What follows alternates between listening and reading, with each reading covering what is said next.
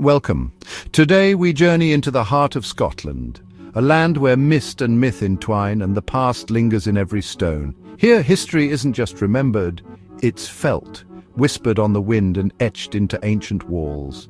We'll uncover 5 of Scotland's most chilling locations, where echoes of tragedy, loyalty and loss still haunt the living. These aren't just ghost stories, they're windows into the soul of a nation shaped by sorrow and the supernatural. If you've ever had a ghostly encounter, share it in the comments below. Let's make this a shared experience. Like and share if these tales resonate with you. Now, let's begin. Our first stop, the fortress that has guarded its city for 1,000 years. High above the city of Edinburgh, the castle looms, a formidable fortress perched atop ancient volcanic rock, its silhouette dominating the skyline. For centuries, these stones have stood witness to the unfolding of Scottish history, their very foundations steeped in blood, legend and mystery. Within these walls, kings and queens have celebrated royal triumphs, while armies have waged brutal sieges that left the ramparts scarred and battered. The echoes of countless lives, soldiers, prisoners and innocents, linger in the very air, their stories woven into the fabric of the castle. With such a violent and turbulent past, it's little wonder that Edinburgh Castle is considered one of the most haunted places in the world. The mist that clings to its ramparts seems to carry whispers from another time. Visitors often report sudden chills that cut through even the warmest day, the sound of phantom footsteps echoing down empty corridors, and the unmistakable sensation of being watched by unseen eyes. These are chilling reminders that the dead are never far from the living here. Of all the restless spirits said to haunt the castle, none is more famous than the Headless drummer boy. His first recorded appearance dates back to 1650, when his ghostly figure was seen just before Oliver Cromwell's forces laid siege to the castle. The eerie sound of his drumming was said to be a warning of impending doom. After the castle fell, his spirit was left behind, doomed to wander the battlements. To this day, his drumbeat is rumoured to echo through the stone halls whenever the castle is threatened, a spectral alarm that chills the blood of those who hear it. Modern paranormal investigators have spent countless nights within these walls, recording shadowy figures darting through the darkness, sudden drops in temperature and unexplained sounds that defy logic. Their equipment often picks up cold spots and strange anomalies, fueling the castle's reputation as a supernatural hotspot. The dungeons beneath the castle, once overflowing with suffering prisoners, are especially heavy with despair. The air is thick with the memory of pain, and many claim to feel an overwhelming sense of sadness and fear in these shadowy depths. Other restless spirits are said to linger here as well, a phantom piper who vanished while exploring the castle's secret tunnels, his mournful music sometimes heard drifting up from below. There are tales of a man accused of witchcraft whose cries for mercy still echo through the stone, a reminder of the castle's dark and unforgiving past. And then there are the countless, nameless prisoners, their agony and despair forever imprinted on the castle's ancient stones, their footsteps echoing in the silence. Each haunting, each ghostly encounter is a thread in the castle's vast tapestry of tragedy and mystery, a reminder that history here is never truly at rest. Even today, a sudden cold wind or the faintest echo of a drumbeat can send shivers down your spine, reminding you that the past is very much alive within these walls. The Headless drummer and his spectral companions are more than just legends. They are the eternal guardians of the castle's darkest secrets, watching over the fortress as night falls.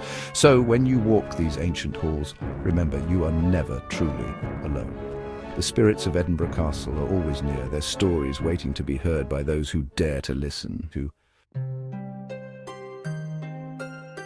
Beneath Edinburgh's bustling streets lies Mary King's Close, a hidden world frozen in the 17th century, shrouded in mystery and legend. Few realise that just steps away from the city's vibrant Royal Mile, a labyrinth of forgotten alleys and rooms stretches beneath their feet, echoing with the secrets of centuries past.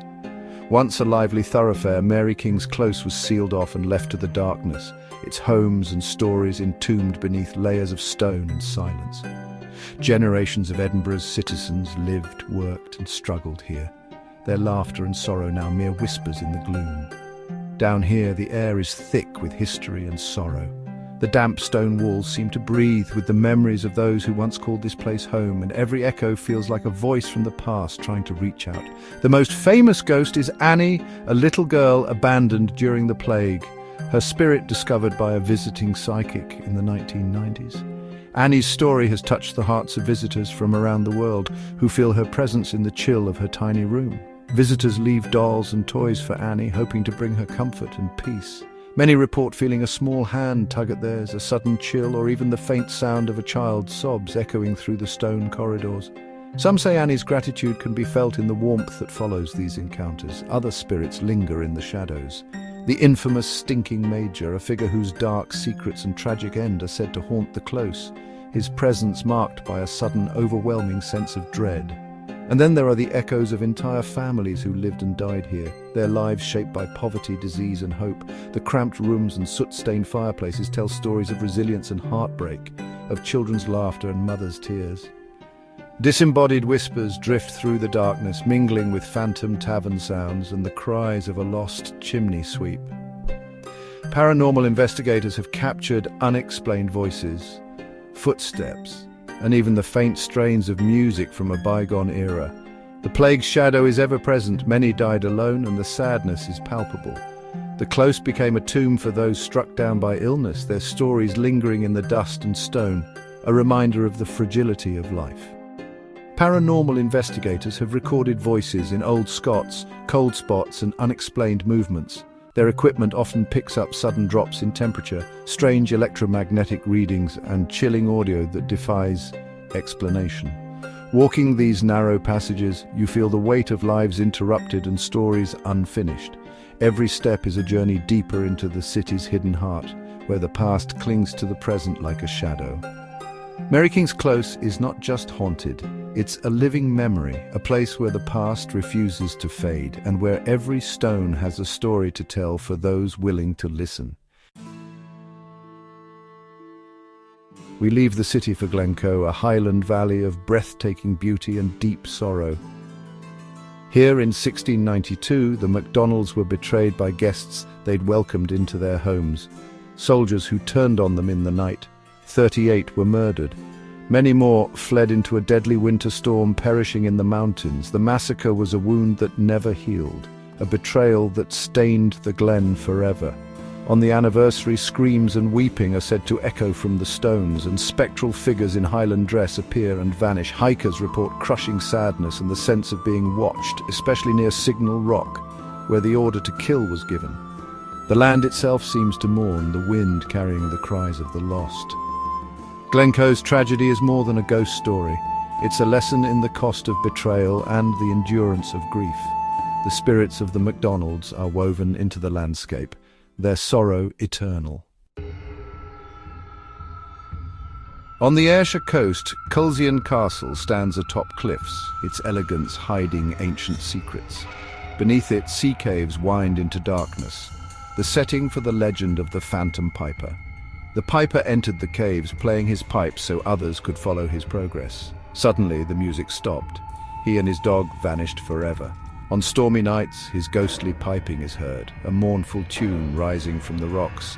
His music is an omen, joyful for weddings, sorrowful as a warning of death in the Kennedy family. The piper's presence is both blessing and curse, forever tied to the castle's fate.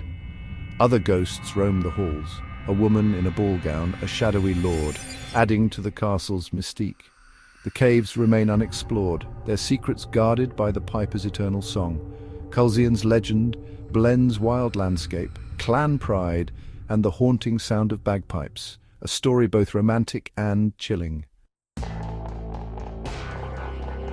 Our final stop is Culloden Moor, a peaceful field today, but one that holds the weight of centuries in its soil. Here the wind whispers through the grass, carrying stories of valor, heartbreak, and the end of an era. This tranquil landscape witnessed the brutal end of the Jacobite dream in 1746, when two armies clashed in a storm of violence that would change Scotland forever. In less than an hour, over 1,500 Jacobites fell, fathers, sons and brothers lost in the chaos, their hopes for a free Scotland extinguished in the mud and blood of the moor. Their dreams were crushed by the relentless thunder of government cannon and musket fire. The aftermath was merciless. The moor became a place of sorrow and silence. Wounded men were bayoneted where they lay, their cries fading into the mist as the victors swept the field, leaving no mercy behind. Today, simple stones mark the mass graves of the clans who fought and died here. Each marker is a silent testament to the bravery and sacrifice of those who stood together, even in the face of certain defeat. The air is heavy with sorrow, as if the land itself mourns for the lost. Mist drifts across the moor, blurring the line between past and present. The ground is soaked in history, every blade of grass a witness to the tragedy that unfolded here. Visitors often pause, feeling the weight of memory beneath their feet. Culloden is haunted by echoes of battle, the clash of steel, the thunder of hooves, the desperate cries of "Charge!" that once rang out across the moor. The screams of the dying still seem to linger in the air, a chilling reminder of the cost of war. On the anniversary of the battle, the atmosphere grows even more intense. Some say spectral armies are seen in the mist, phantom Highlanders marching silently, reliving their final moments as dawn breaks over the moor. A tall Highlander, his tartan faded and eyes searching, is said to wander the field, forever seeking his lost comrades among the shadows. At the Well of the Dead, visitors often feel an overwhelming sadness, as if the spirits of the fallen gather there to mourn. Some have even glimpsed a wounded chieftain kneeling for a final drink, his presence a poignant symbol of loss and longing. The moor's atmosphere can shift from calm to panic in an instant, as if the past is never far away, waiting to break through the veil of time. Sometimes it feels as though the battle is replaying itself, the spirits of the fallen forever locked in their final struggle. Culloden is a sacred place, a reminder of courage, loss, and the enduring power of memory. It stands as a warning from history, urging us never to forget the price of conflict. As the sun rises over the misty moor, we remember the ghosts of history who still walk among us, their stories echoing through the ages, asking us to listen and remember. Our journey through Scotland's haunted heart ends here, at least for now.